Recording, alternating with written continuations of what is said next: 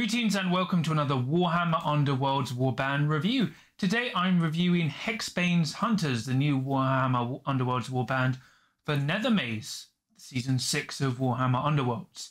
But before we get into things, please let me just say thanks to Games Workshop for providing this to review for free. As always, I aim to be honest, impartial and constructively critical. And also please remember to like and subscribe as well as comment. Let me know what you thought of the video and this new warband. And if you want, I've got a Discord you can check out in the episode description for free, as well as a Patreon if you want to give me some more support. Oh yeah, today I'm talking about the new warband for Warhammer Underworld's Nethermaze. Hexbane's Hunters, having somehow survived drowning under the ocean, have made their way into Harrowdeep and now the Nethermaze. On the search for chaotic wizards and witches, they now continue their quest down in the depths below.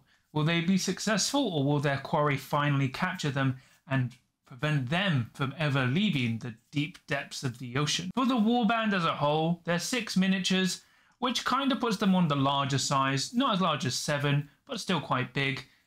They're a swarmy warband, and as to be expected, they're not going to have a high wound pool, and they're going to be quite weak, relying on combination activations and other tricks to succeed.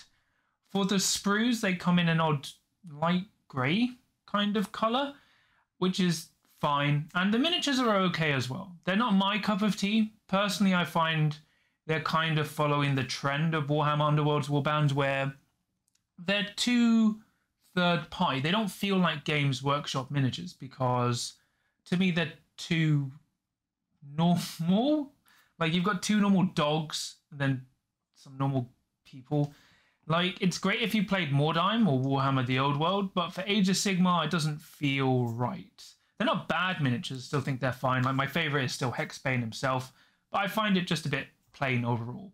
Now I'll get on to the fighter cards that are found in this warband. Starting off, we have Huskell Hexbane. He is your leader with free movement, 1 block, 3 wounds, with his pistols, which are range free, 3 fury, 1 damage with Grievous. He inspires when he takes someone out of action, and he has the Price of Victory reaction, which is shared amongst the warband. And they're an order warband. Reaction uses after a friendly hunter is dealt damage that would take them out of action. After they are, give this fighter 1 upgrade or remove 1 move or charge token. Do not spend any glory when you equip. So effectively, it resolves around your big fighters dying to power up, either giving you free upgrades or removing a move or charge token. So you kind of get rewarded for dying, but he really does suck. Like, in his base form, he should be 4 wounds at least. Like, his profile isn't great. It's just, he's probably one of the weakest leaders we have in the game, at least when he starts off. Hexbane Inspired goes to 3 Fury with 2 damage on his pistols, no longer needing Grievous. And he finally learns how to use a stick, so he gains a True Firebrand, which is 2 smash, 2 damage with Grievous. So he really does need to inspire, so you need to make him actually useful. Then you get Amos Duncarrow, who is your brawler and a hunter. He's movement free, 1 block, 3 wounds. Oddly not 4 despite his huge size, or not even being 2 block. He's got a Great Axe, which is range 1, 2 smash, 2 damage, and he inspires when someone attacks your leader.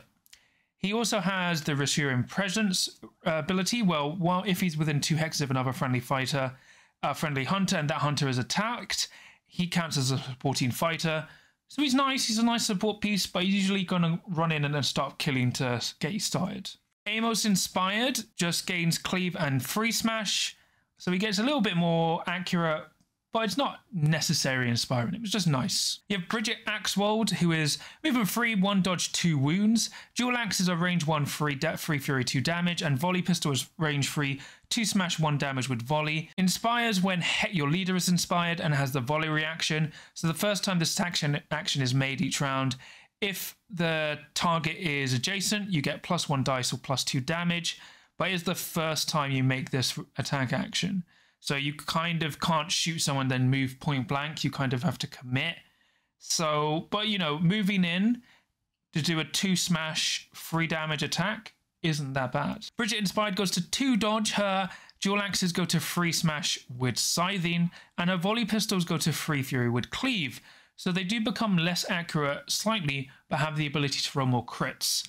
So it's kind of better in my opinion. Plus you get cleave.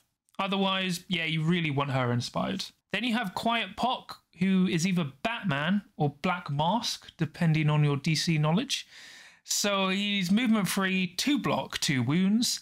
He has a crossbow launcher, which is range free 2 smash 2 damage with reload and knockback 1, and a crossbow stock, which is range 1 2 fury 1 damage. He has the reload, so he can only make this attack action once per phase, and he inspires when one of the dogs, or both of them, are out of action. It's a shame his crossbow isn't free smash, because it's the same problem as the Stormghast crossbow guys have.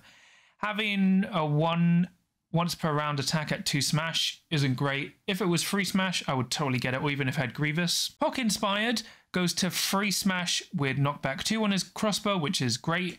And his crossbow stock goes to 2 smash 1 damage. So you really want Pock inspired. Now we get to Rat Spike, who is companioned to Pock.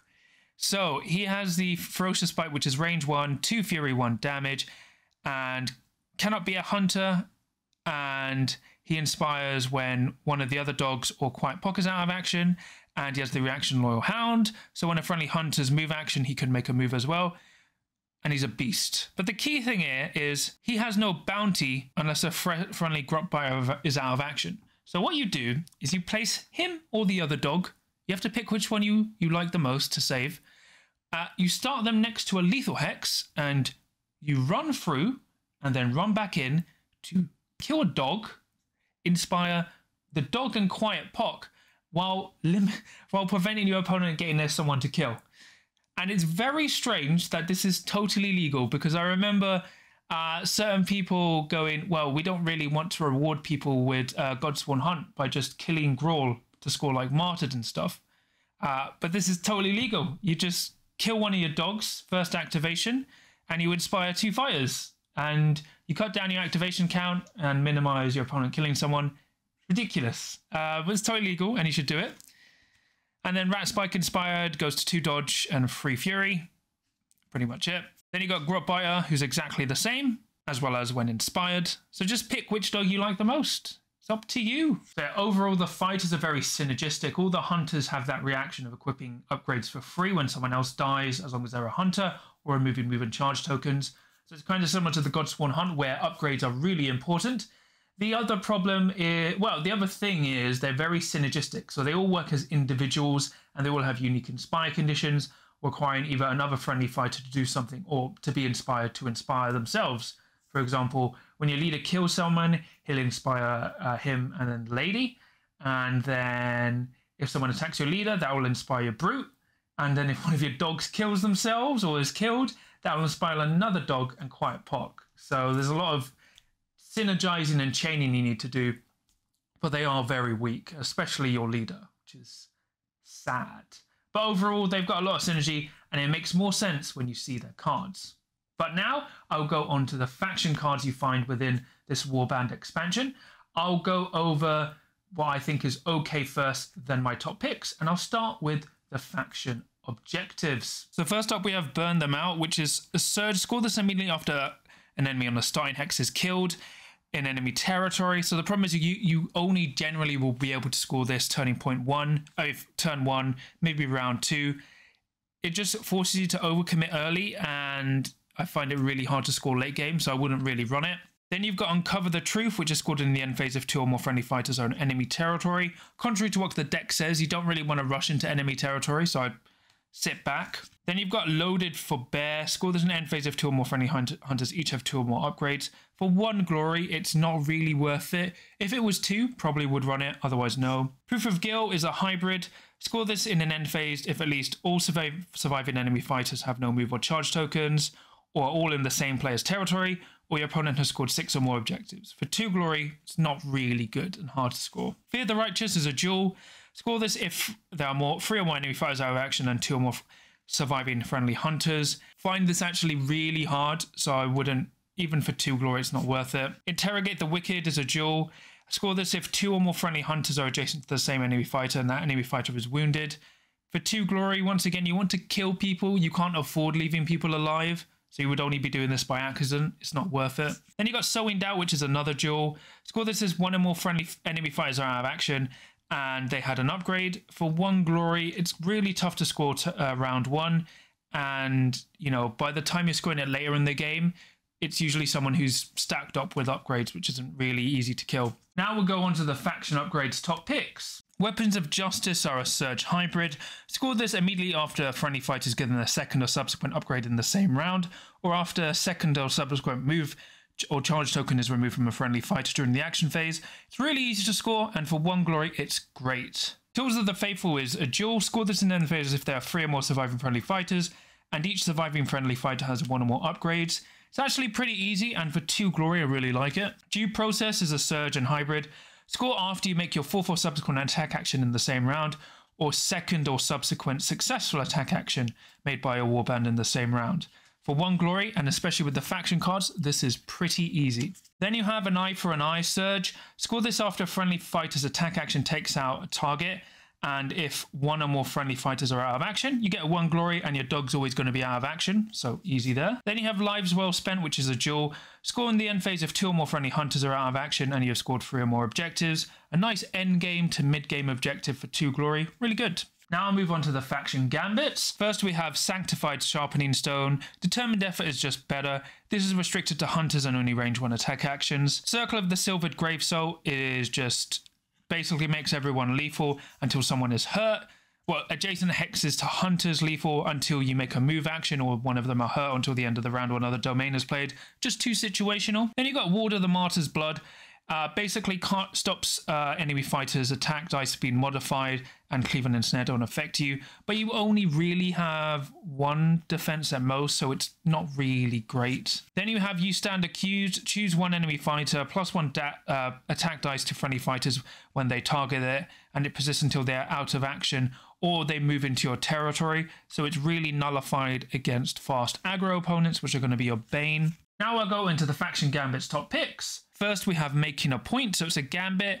Choose a friendly Amos, Bridget or Haskell and they make the following reaction, which is range 3, 2 fury, 1 damage and finisher, plus 1 dice and cleave to this attack action if your target is adjacent and vulnerable. While yes, the finisher condition is going to be quite hard, it's just great to do a nice out of activation attack which will stack with your objectives. Then you have Prayers of the Faithful. Can't be played in your opponent's 3rd or 4th power step. Until the end of the next power step, enemy fighters cannot cast spells and opponents cannot play ploy cards. It only works for 1 power step, but it shuts down reactions and stuff, and it allows you to do crucial plays safely, which I really like. Then you've got By Order of the Vault. Choose a friendly fighter, give them an upgrade, do not spend any glory points. When you do, you can spend a glory to draw 1. So basically, you play an upgrade for free, and then if you want, you can spend a glory to draw to make this card +0. So it's really, really good. Then By Hook or By Crook, play this when a friendly hunter with upgrades is damaged, reduce it by 1 to a minimum 1. Amazing. Then you've got Lead the Crusade.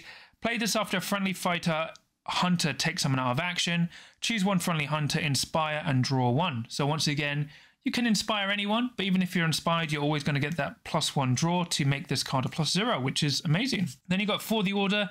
Play this in a power step after a friendly hunter is given an upgrade. Remove a move and charge token, so you can play it in your upcoming activation and then basically double charge. Really good. Now I'll go into the faction upgrades. So first we have the Lantern of Vengeance. It's just, you can only cast this once, and if it does cast on a channel and you're level 1 wizard, you deal 1 damage to each enemy fighter within 2 hexes.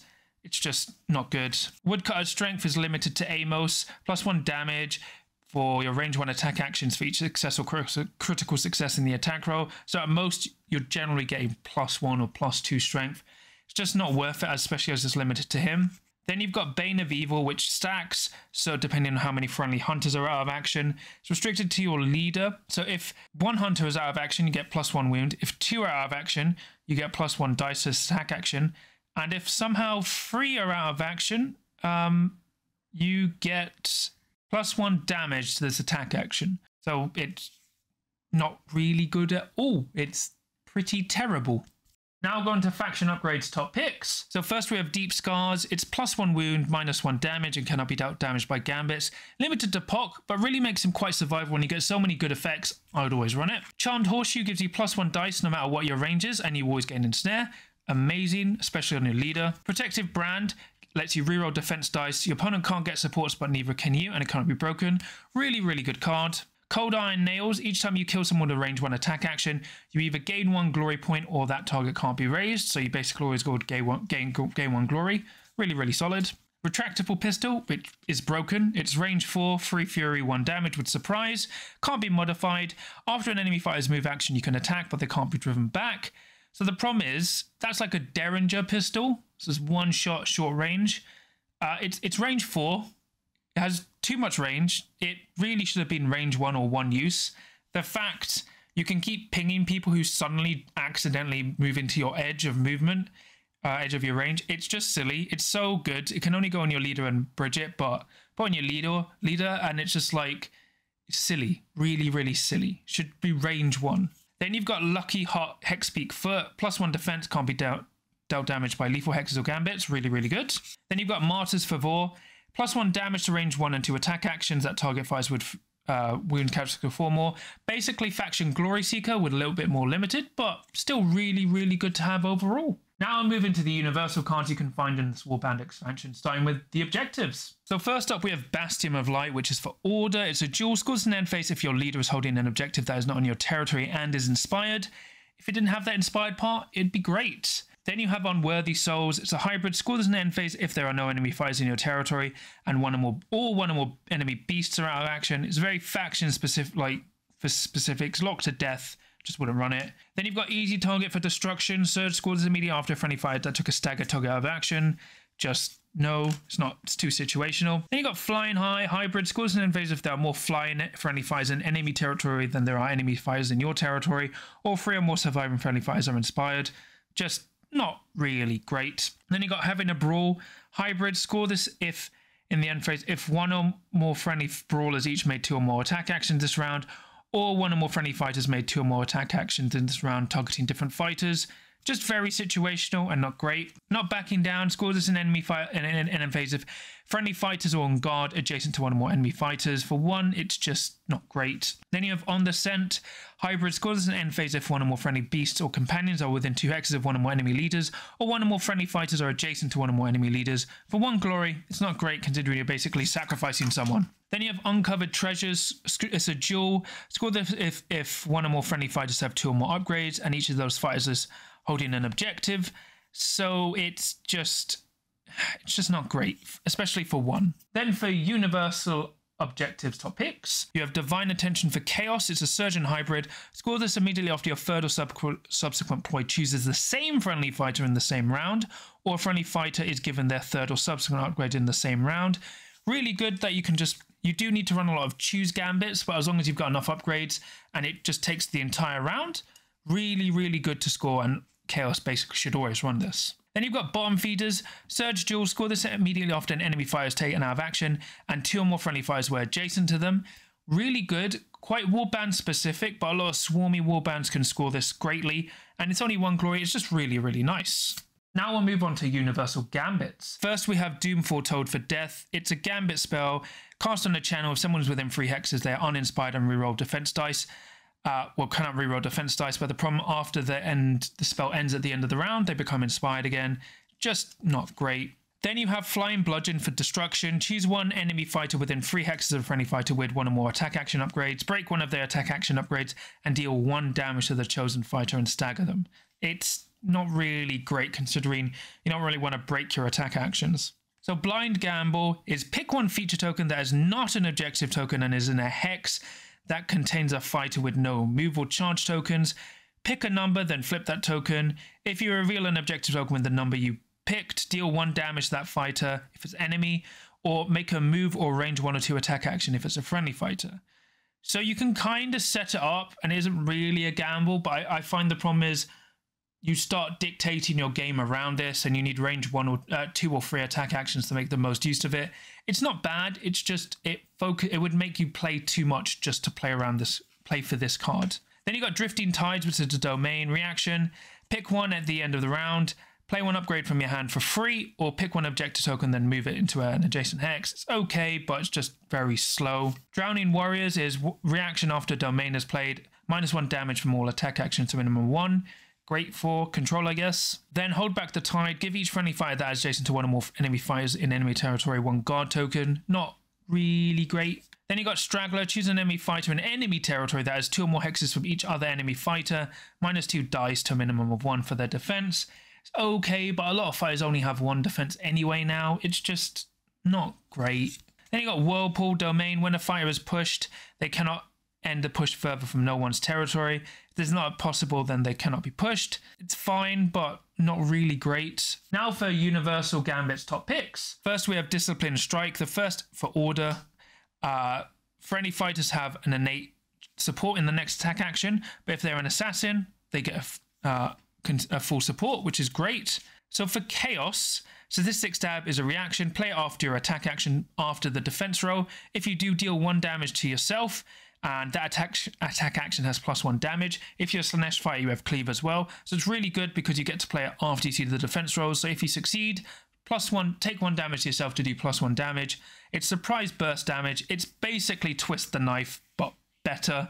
So, damn. Well, I mean, yeah, it's basically Twist the Knife. And it's a Chaos card, so Chaos should always run this as well. Then you got Reality Check, which is something I needed to do before I stopped covering Warhammer Underworlds regularly, is choose 1 enemy fighter in your territory and stagger them. This is great for punishing people rushing into you, and really good for the new Skaven Warband as well. Actually, I really like it. Now I'll move on to the Universal upgrades. So first we have Channeled Force, which is for Order. Range 1, channel 2 damage. Can't be dealt damage by Backlash. Thing is, Wizards would usually have a range 1 or 2 attack action that is 2 smash 2 damage anyway, so I wouldn't really run this. Then for Chaos, you have Threshing Throw, which is range 1, smash 2 damage and scything, and the dice characteristic is equal to the number of targets adjacent to you.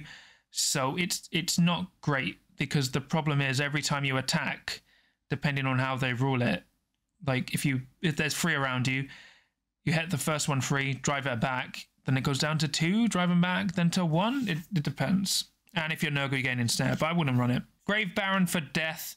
Pick 1 objective in your discard pile you haven't scored. Swap it for an objective in your hand. You can only make this once per round. Just make better objective decks. Don't rely on this card. Then for Destruction, you have Tenacious Survivor. If this target is vulnerable, you cannot be dealt damage except by attack actions. Just don't run it. Breathing Tube has great artwork, but you can't be dealt damage by lethal hexes and can't be affected by domain. It's just not great. Cursed Map Fragment is a bound spell you can only cast once. If another person has more glory than you, gain 1 spent glory and then break it. But the problem is you're a level 1 wizard. It's fine. It's just not great. Then you have Gloom Drinker, which is a domain card as well. Range 1, 2 smash, 2 damage, +1 dice and ensnare during a round to which 1 or more domain gambits were played. Just too situational. It's not great. Now we move on to Universal Upgrades top picks. So first you have Cursed Musket, range 4, 2 damage, 2 fury. After you make this attack action, break it, and if you kill someone with it, you only get a spent glory. It isn't the most reliable thing, but you can set up with supports, and I really like that it's range 4. Even if you get a kill, it's still a spent glory. Then you have the Pure Number Key. It's a cursed key. If this fighter is in a Starting Hex in enemy territory at the end of the 3rd action phase, gain 1 glory point. Really, really good and great for aggro teams. Then you have Reflecting Mask, which is good depending on how Games Workshop rule it, as in, can you trigger this while out of action? And if you can, it's amazing. But reaction, after an activation step in which this fighter was dealt damage by an enemy fighter's range 1 or 2 attack action, deal 2 damage and break this card. So if this triggers while this fighter is out of action, amazing. So I think it can at the moment, but if they change it so it can't, it's terrible. Then you've got the Edge of Darkness. This fighter's attack actions have Grievous if this fighter is in a cover hex. Great for range 2 or 3 attack actions, and you can really set it up at the moment to be quite useful, although it'll be quite bad once cover hexes disappear in Season 7 and 8. So overall, this warband is interesting. They are very, very weak, but they reward synergistic play and have very, very strong key faction cards that help overcome their weaknesses. As I said, you have to play them very methodically. I wouldn't play as the deck suggests, which is, running into enemy territory. I would play quite defensively and try and bring the opponent to you or brace for their attack, and then punish them if they get too close, and then move up once you're buffed up and ready. As first activation, you always need to kill the dog, so always pick a board with a Starting Hex next to a lethal, because that will inspire Pock and another dog. Just gets you going really early, and your opponent doesn't get anything from it. And you may even want to run more upgrades, kind of like how you would with a Godsworn Hunt deck. But I think you don't have to. You're just going to be running a lot of upgrades and probably stacking them all on your leader, which would make sense. But for pros and cons, so pros, the warband looks good, especially if you look like you can convert the leader into a 40k Inquisitor, and if you're playing Mordheim, it looks great. And then it's another, just the humans, they're just plain humans, and they have really strong faction cards, like that shooting pistol, which is range 4 is crazy, but you have so many powerful gambits and upgrades that it kind of offsets your weaknesses for being very weak. For the cons, personally, I still find them quite plain, but the main weakness is your leader is only 3 wounds. Even if your bruiser was 4 wounds, that would have been great, but you're a very fragile warband, so you have to play quite safely. And yeah, you can't overcommit because you'll be overrun. And at the moment, the team is very vulnerable to fast aggro, so they really don't want to play any Diachasm or Beastgrave warbands, and even some Shadespire and Nightbolt ones. At the moment, it's not too kind for them. Like, once your leader gets rushed in and dies, like round 1, it's pretty much game over. So it's pretty unfortunate in that regard. Overall, would I recommend Hexbane's Hunters? Yeah, if you like the aesthetic or you really like the miniatures. The cool thing, you don't have to buy everything anymore. Even if you're a competitive player, there aren't really many cards that are, you desperately need for your championship decks. And even then, the cards in here are just okay, universal-wise. Faction-wise, this warband is tough to play. It's not easy. You have to be very careful with what you're doing. And if you make the wrong mistake or don't know your synergies, you're going to get overrun really quickly. But they're not terrible. They just take a lot of practice to play. And as I said, they're great for conversion material. I personally wouldn't buy or play them because they're just not my sort of thing. They're not the kind of warband I enjoy to play. I would prefer doing what I would do with them more with like Thundrix Profiteers or another warband instead. It's just, they're neat. They're great at what they do, but it doesn't appeal to me. Not that they're bad, but, if you like them, pick them up. There's nothing against that. But if you're interested in picking them up, I've got an affiliate link to Element Games, which you can check out in the episode description below, which will get you a 20% discount at no additional cost to yourself while helping to support the channel and myself. But yeah, please remember to like and subscribe as well as comment. Let me know what you thought of the review and the warband as a whole. If you want, I've got a Discord you can check out in the episode description below, as well as a Patreon if you want to give me some more support. So I'll quickly just thank my patrons. So for my Adepts of the Crit, I have Zamaru, Sam, Tarun, Kenzie, John Thomas, Dave and Adzik. And then for my Veterans of the Crit, I have Samja and Confucius. So thank you so much for your support. It really helps and means a lot to me. So thank you again. But yeah, that's pretty much it for Warhammer Underworlds. I'll have another battle report showing off this warband coming up very soon. And then might do more Warhammer Underworlds content depending on how the video does, but probably won't be much. I've got to go back on that kill team train, especially with Into the Dark. But yeah, I hope you enjoyed it. It's nice covering the game again, and they are an interesting thing to play. They're just not really my kind of warband. But until next time, even if you are a witch or wizard being hunted by the Hexbane's Hunters, remember, you're always safe as long as you can roll a crit.